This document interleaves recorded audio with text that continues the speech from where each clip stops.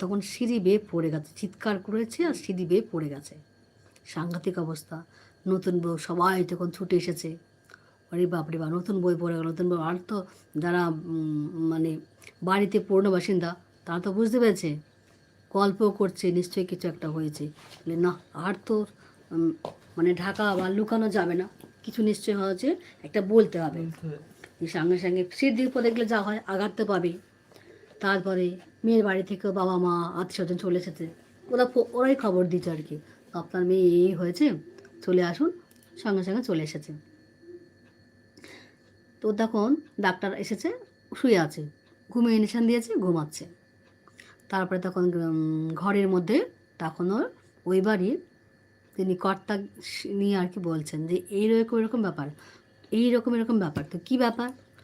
ওই বাড়িতেই একটা মেয়ে ছিল, কিছু কারণের জন্য হয়তো চলে গেছে।